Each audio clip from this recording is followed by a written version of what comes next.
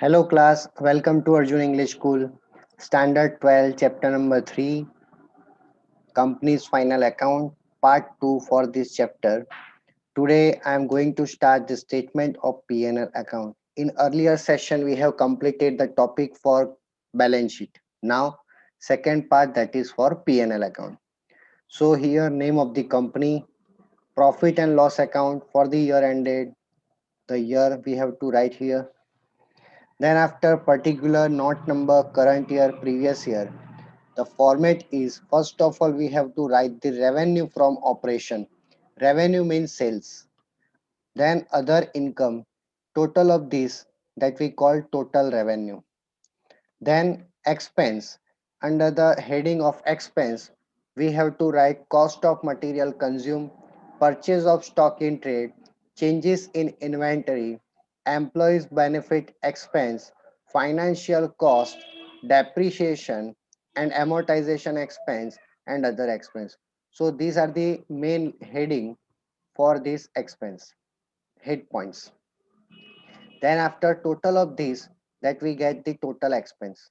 Then profit. Profit means revenue, total of revenue minus expenses. Means we can say that third point minus fourth point.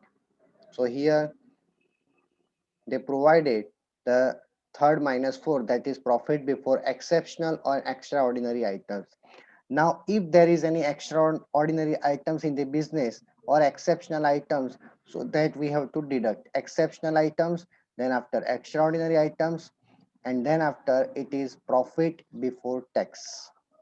Then after from profit before tax we have to deduct tax expense.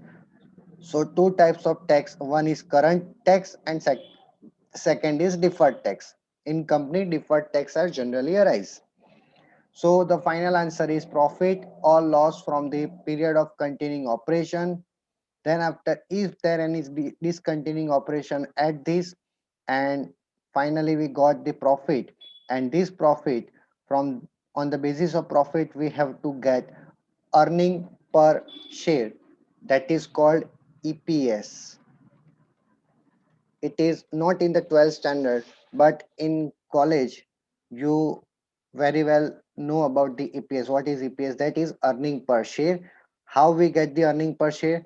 Net profit divided by number of equity share. If I am dividing the number of equity shares by the net profit, then we got the answer of EPS, that is earning per share. So there are two types of EPS, one is basic and second one is diluted. Okay, this is the format that they have provided in the question. Then after here, if we are writing like here revenue from operation, it means sales. Now which kinds of sales are covered here? Sale of product, sale of service or other operating revenue. Means if I am selling my product, if I am rendering my services, all are covered under the revenue from operation. Then after in revenue from operation, it also includes the interest and other financial services. Third point, that is financial expense, it includes the interest expense, other borrowing cost and applicable net gain or loss on foreign currency transaction. Means if any business that is under the import and export business, so in import and export business, company may gain or loss from the foreign currency transactions. Okay, this is happen generally when if I buy the goods, means if I import the goods from any foreign country for let's say example for $1, for which I have to pay like 70 rupees, but due to day by day fluctuation in dollar, whenever I am paying at that time, dollar rate changes from 70 to 75. It means whenever I have contracted to buy such goods, price is 70, but at the time of payment it goes to 75. Means 5 rupees, 5 rupees that I have to pay more.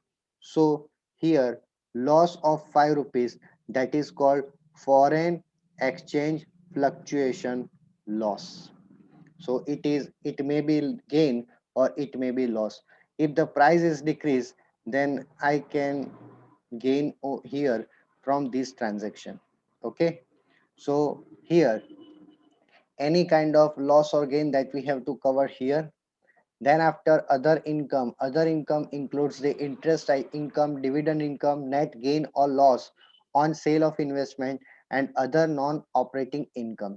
Then after employees benefit expense, it includes the salary, wages, contribution to PF, expense on employee stock option scheme, staff welfare expense.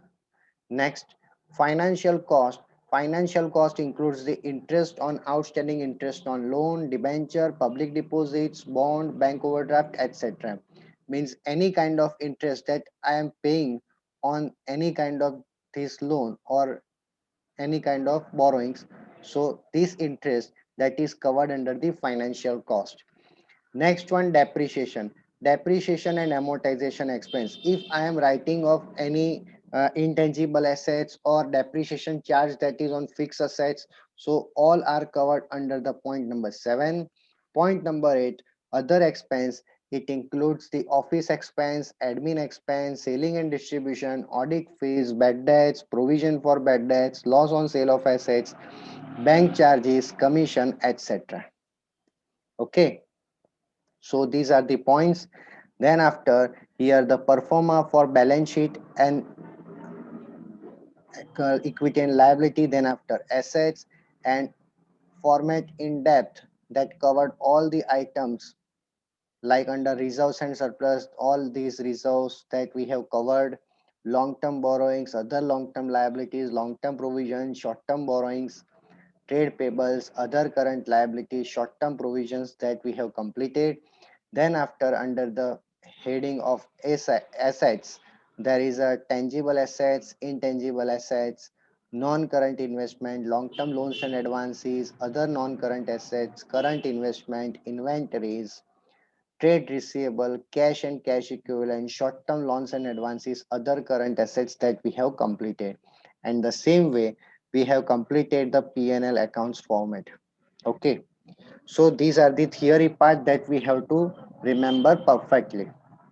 Now, from this theory part, they can ask in the examination these types of small questions where how will you show the following balances in the balance sheet of the Companies Act as per Schedule 3 of the Companies Act 2013? Actually, this sum is for practice purpose because in exam they ask generally for long sums. Okay, but this format that we have to remember perfectly.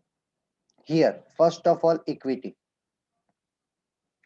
Equity share capital that is under the head of equity and liability, main head that is shareholders fund and subhead that is share capital. It is for equity and liability. Second one, calls in areas, same, same, but calls in areas that we have to deduct from share capital. Forfeiture of shares, same, same, and share capital. Calls in advance, same. Here, calls in advance that is under the heading of current liabilities and subhead that is the other current liabilities. Got it? Then after point number 5, security premium, same.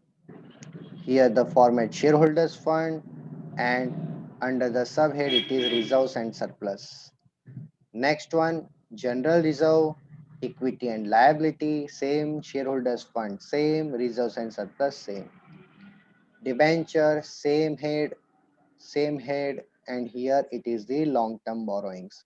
Creditors, equity and liability, current liability, and the heading is subhead that is trade payable. Loss as per the statement of P&L means loss, P&L account loss, same, shareholders fund, reserves and surplus, but here it is a loss. So now we have to deduct from reserves and surplus. public deposit, same point, non-current liability under the heading of long-term borrowings. Got it? Then after, okay. So finally this sum is over.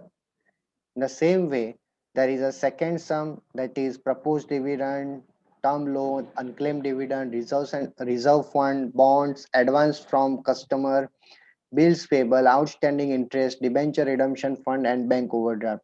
So same way we have to present the balance sheet format, main head and subhead. This is for illustration 1, 2, 3. Then after, from the fourth illustration number 4, we have to start the sums, that is for long sum.